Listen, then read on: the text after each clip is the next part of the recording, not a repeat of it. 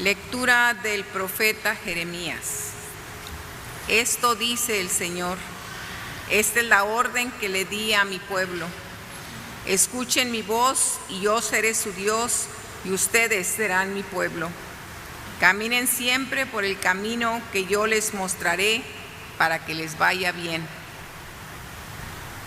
Pero ellos no escucharon ni prestaron oídos. Caminaron según sus ideas, según la maldad de su corazón obstinado, y en vez de darme la cara, me dieron la espalda, desde que sus padres salieron del país de Egipto hasta hoy. Yo les envié a mis siervos los profetas, un día y otro día, pero ellos no lo escucharon ni les prestaron oído. Endurecieron su cabeza y fueron peores que sus padres. Tú les dirás, pues, todas estas palabras, pero no te escucharán. Los llamarás y no te responderán. Entonces les dirás: este es el pueblo que no escuchó la voz del Señor, su Dios, ni aceptó la corrección. Ya no existe fidelidad en Israel.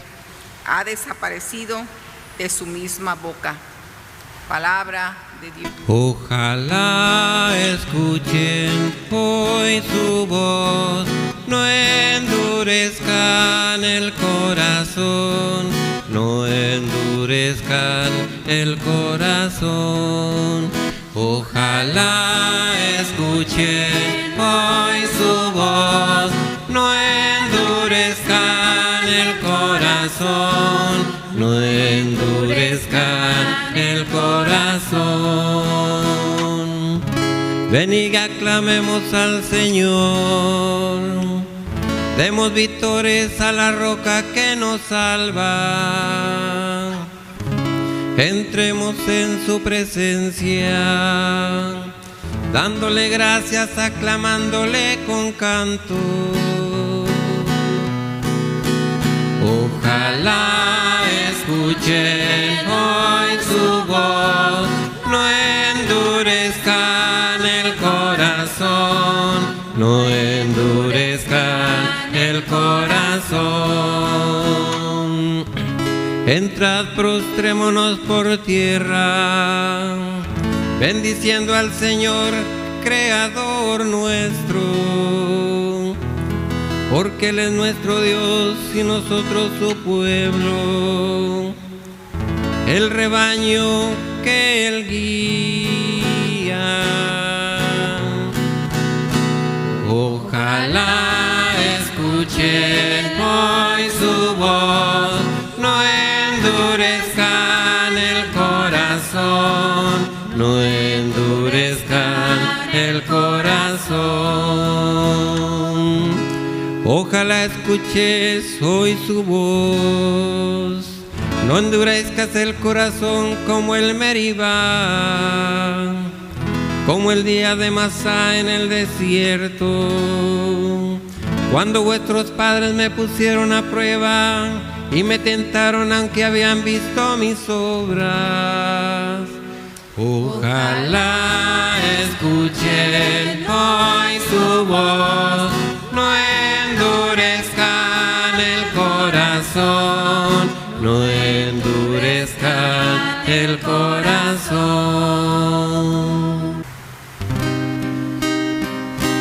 Alabanza y honor a ti, Señor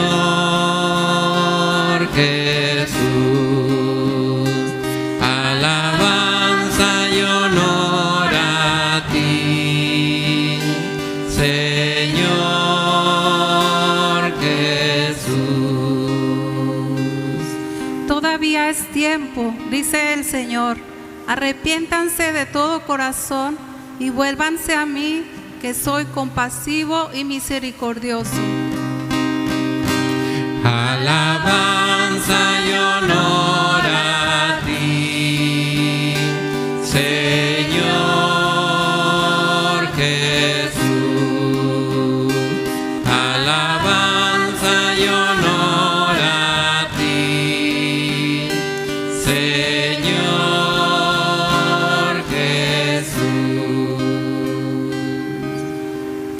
El Señor esté con ustedes. Lectura del Santo Evangelio según San Lucas. En aquel tiempo, Jesús expulsó a un demonio que era mudo. Apenas salió el demonio, habló el mudo y la multitud quedó maravillada. Pero algunos decían: este expulsa a los demonios con el poder de Belcebú, el príncipe de los demonios. Otros, para ponerlo a prueba, le pedían una señal milagrosa. Pero Jesús, que conocía sus malas intenciones, les dijo: todo reino dividido por luchas internas va a la ruina y se derrumba casa por casa. Si Satanás también está dividido contra sí mismo, ¿cómo mantendrá su reino? Ustedes dicen que yo arrojo a los demonios con el poder de Belcebú.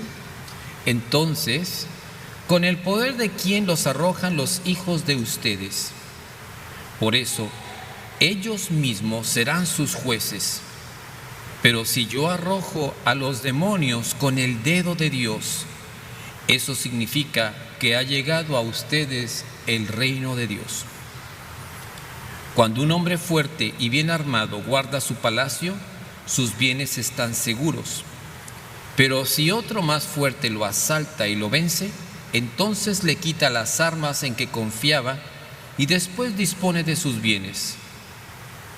El que no está conmigo está contra mí, y el que no recoge conmigo desparrama. Palabra del Señor. Nos podemos sentar.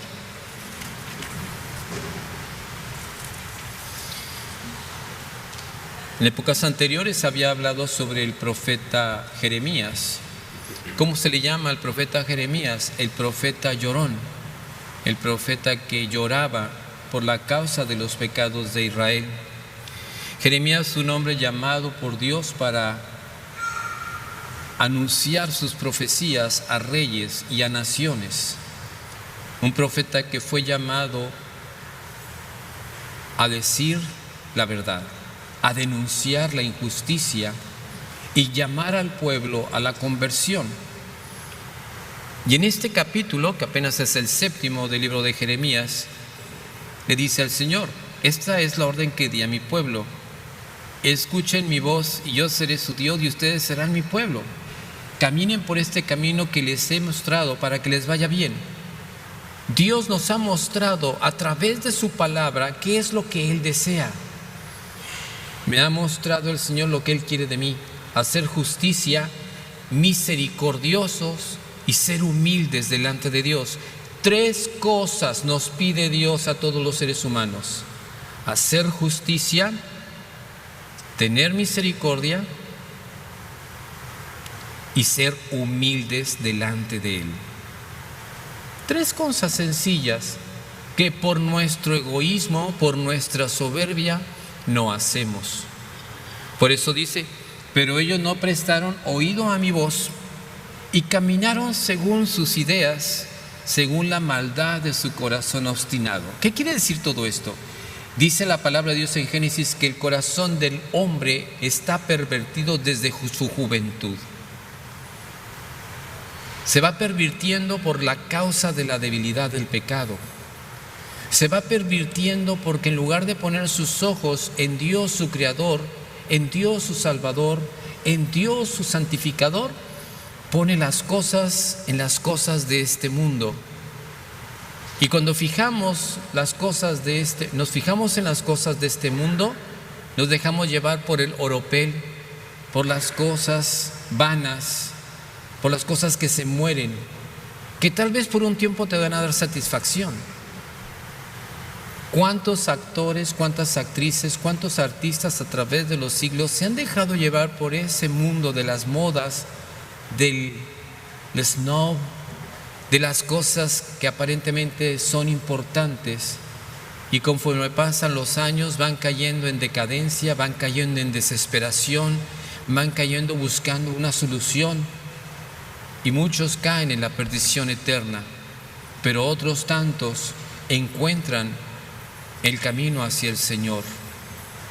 Una mujer que se llamó Eva Lavalier, una gran mujer que trabajó mucho en el teatro, que trabajó mucho en cosas del mundo y se involucró en el pecado, que provenía de una familia disfuncional, estoy hablando del siglo XIX. Esa mujer intentó incluso en un momento ya de desesperación por ganar más poder, hacer pacto con el diablo. Y la persona que trató de hacer ese pacto dijo, no puedo, hay algo que me lo impide. Y resulta que su madre lo había consagrado a la Santísima Virgen cuando era pequeña, después del bautismo.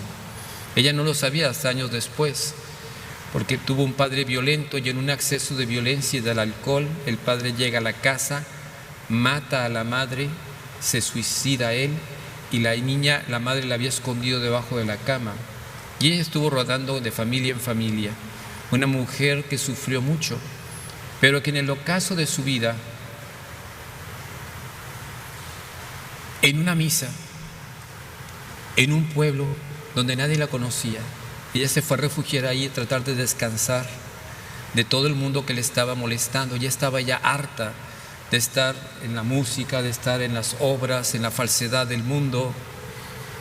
Y en eso escucha el Evangelio, el amor de Jesús, y ella queda tocada en su corazón. Escucha la voz del Señor, habla al sacerdote que la visita a su casa, él le comparte el Evangelio y esta mujer le da sí a Jesús y renuncia a todo, renuncia al jet set, renuncia a la vida mundana y se dedica a las obras de caridad y a la oración. Trató de entrar a un convento de arrepentidas, pero por la famosa que era, dijeron, a lo mejor quiere llamar la atención para tener otro boom en la sociedad, y nunca fue aceptada, y lo aceptó como una cruz, y murió en olor de santidad. Y así hay mucha gente que vivieron una gran opulencia y que el momento en que el mundo las olvida o se van al Señor y el mundo las olvida, pero ellos son felices porque están en Cristo. Y hasta años después sabemos que esas personas o entraron en un monasterio, se hicieron religiosos o se hicieron monjas o están en una vida encerrada para Dios. Pero como ya no son del mundo, ya no importa, porque al mundo le gusta el escándalo. Y es aquí lo que nos dice, el Señor manda siervos, profetas, uno y otro día para predicar la palabra, pero no hicieron caso, no prestaron atención. Dice, endurecieron su cabeza y fueron peor que sus padres. Hace un tiempo estaba platicando con un sacerdote ya viejo que me decía, fíjate que la primera generación de hispanos que empezaron a llegar a Estados Unidos venían con ese espíritu de religiosidad, con ese deseo de servir a Dios, de formarse en la fe católica, pero ya sus hijos, las siguientes generaciones, se avergonzaban de sus padres y se alejaron de la iglesia. Y por más que tratamos de llamarlos, de predicarles el Evangelio, de invitarlos, se endurecen más. Y la siguiente generación se endurece más. ¿Y qué es lo que llegamos a ver? El índice de suicidios ha aumentado. El índice de inmoralidad ha aumentado. El índice de drogadicción ha aumentado. Y del alcoholismo ni se diga. Todas esas almas que están marchitas buscan una satisfacción, pero no la van a encontrar jamás en eso, porque la única satisfacción la tenemos en Jesucristo. Por eso dice, les dirás estas palabras, pero no te escucharán. Los llamarás y no te responderán, porque este pueblo no escuchó la voz del Señor, ni aceptó la corrección. Ha desaparecido la fidelidad. Qué triste para Israel. Pero qué triste para nosotros, los cristianos que vivimos en esta época. Vivimos una vida completamente también alejada de Dios. Veamos Europa, que llama la postcristiandad o el postcristianismo. O sea, ya pasó el cristianismo, ahora vamos a buscar una nueva doctrina. Vamos a buscar algo que nos llene. Y han buscado doctrinas, nueva era, otras culturas, otras religiones, y se han metido en más ocultismo, en más oscurantismo, y ahora la iglesia ha descubierto que necesita más exorcistas. Europa ha multiplicado sus exorcistas. En Europa, en Sudamérica, Países que se decían de gran civilización y gran cultura, ahora están demonizadas y se arrepienten muchos de ellos en lo que se metieron, porque se apartaron del Evangelio. Por eso aquí nos dice, Jesús expulsó a un demonio que era mudo. La multitud se quedó sorprendida por el poder con que Jesús expulsaba las fuerzas del mal. Y los envidiosos, los fariseos, que decían, este expulsa a los demonios con el poder de Belcebú. Belcebú era un demonio en la antigüedad, que significa el señor de las moscas. Era una manera burlona de hacer una burla de esos espíritus malignos. Y Jesús les dice, todo reino dividido por luchas internas va a la ruina. Y esto lo vemos en nuestras naciones, cuando entran en guerra, divide y vencerás. Se van perdiendo, han desaparecido naciones por las divisiones. Y Jesús dice, ¿acaso Satanás se puede dividir? Claro que no. El reino de Satanás, el reino de la maldad, está muy bien unido por el odio. Está muy unido por el poder. Satanás es un ángel caído que tiene poder. Y sus demonios tienen un poder inferior, pero los tiene sujetos a su servicio. Y ninguno se le puede rebelar, porque les va peor. Jesús sabe muy bien que el reino de las tinieblas no se divide. Y por eso les dice a los judíos, les dice, si ustedes dicen que yo arrojo a los demonios con el poder de Belcebú, entonces, ¿con el poder de quién los arrojan los hijos de ustedes? En el pueblo de Israel existían libros de exorcismo que los judíos utilizaban en el nombre del Dios de Abraham, de Isaac y de Jacob para expulsar a los demonios. Se tardaban, hacían sus oraciones y cosas, pero las personas quedaban liberadas. Jesucristo, como es la palabra eterna de Dios hecha hombre, obviamente Él inmediatamente les decía y los espíritus se apartaban y les callaba la boca porque inmediatamente reconocían que Jesús era el Hijo de Dios. Decían, tú eres el Santo de Dios, tú eres el Hijo de Dios. Calla, enmudece, vete de aquí, apártate de este lugar. Y dice, por eso ellos mismos serán sus jueces. Jesús dice, pero si yo arrojo a los demonios con el dedo de Dios. ¿Qué es el dedo de Dios? En otros evangelios dice, con el poder del Espíritu Santo. El dedo de Dios es el Espíritu de Dios que actúa continuamente. ¿Por qué se le llama el dedo? Porque con el dedo señalas. Con el dedo puedes decir, ve para allá, ven, no, levántate. Todos esos simbolismos es la autoridad que Dios ejerce sobre nuestras vidas en su poder. Cuando se expulsan los demonios en nuestras comunidades, significa que el poder de Dios está entre nosotros y el reino de Dios está aquí. Trabajando yo en la renovación carismática en México, me tocaron muchísimos casos en nuestras asambleas de oración, en nuestros grupos, en nuestras iglesias. A veces en plena misa, grandes gritos estentorios de personas que estaban dañadas por el enemigo. ¿Por qué? Porque habían entrado en el mundo del ocultismo, se habían metido en la brujería, en la hechicería, en la magia negra, en tantas cosas. Ya desesperados venían a la iglesia, venían a una asamblea de oración, venían a una misa y pues había choque de poder. Obviamente, una comunidad que está muy formada en la palabra de Dios y está en el poder del Espíritu Santo, actúa en el poder de Dios y expulsa las fuerzas del mal. Porque esa es una de las misiones que Dios le ha encomendado a la iglesia: sanar los enfermos, expulsar demonios, instruir al pueblo, hacer discípulos para seguir adelante para la construcción del reino de Dios. Por eso Jesús dice, el que no está conmigo, está contra mí. El que no recoge conmigo, desparrama. La pregunta que yo te hago hoy, ¿en qué lado estás? ¿Estás con Jesús y estás por su reino? ¿Estás predicando el evangelio a tu familia? ¿Estás compartiendo la buena nueva de lo que Dios ha hecho en tu vida con otros, aunque te juzguen, aunque te causen, aunque te digan que estás loco? ¿O te quedas callado? Dices que si me quedo callado no pasa nada. Sí, sí pasa mucho. No estás juntando y por tanto desparramas. Pudiendo haber dicho la verdad, te quedaste callado y eso se llama pecado de omisión. Que el Señor nos conceda en esta Cuaresma un espíritu de profunda conversión, para que no caigamos en el pecado de Israel, que no escucharon al Señor, no quisieron escucharlo y se endureció su corazón. En el nombre del Padre, del Hijo y del Espíritu Santo. Amén.